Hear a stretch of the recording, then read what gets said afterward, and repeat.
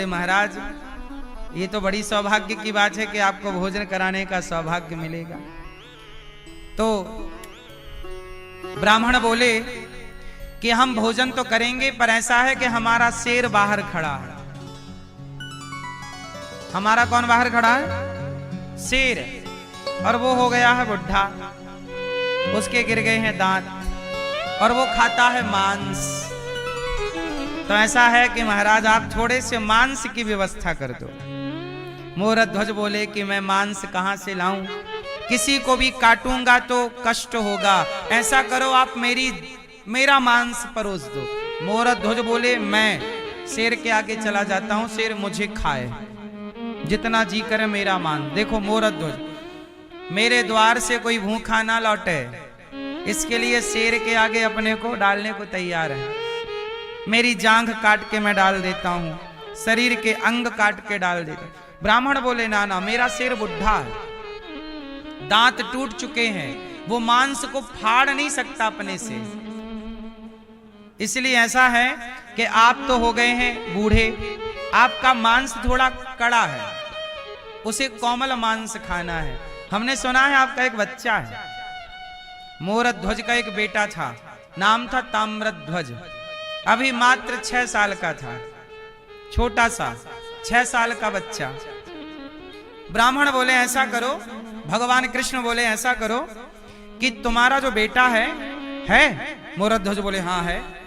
बस ऐसा करो कि उस बेटे का मांस हमारे शेर को डाल दो, और ऐसा है कि तुम्हारे बच्चे को वो फाड़ नहीं सकता, तो ऐसा करो आप ही अपने बच्चे के टुकड़े करो, पीस करो, टुकड़े 20 से फाड़ो आरा से।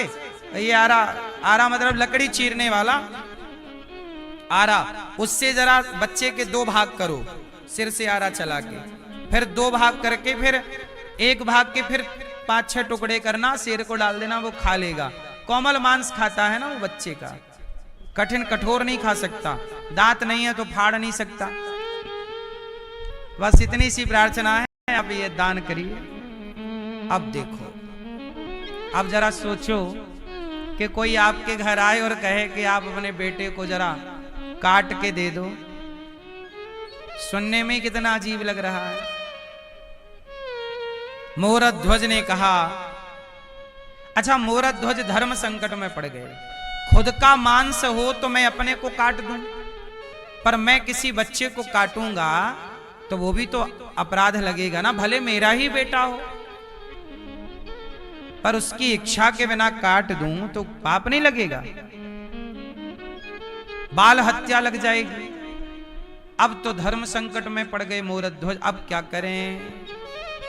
तभी उनका बेटा आया दौड़ा हुआ, पिताजी मैंने सब सुन लिया, आप यही सोच रहे हो ना कि मैं मना कर दूंगा तो फिर आपका धर्म का क्या होगा। पिताजी मैं आपका पुत्र हूं, और पुत्र वही है जो पिता के धर्म की रक्षा में सहयोगी बने। आप मेरा मांस काट कर परोस दो, क्योंकि आप यदि नहीं दोगे तो ब्राह्मणों को दिया हुआ वचन मिथ्या हो जाएगा।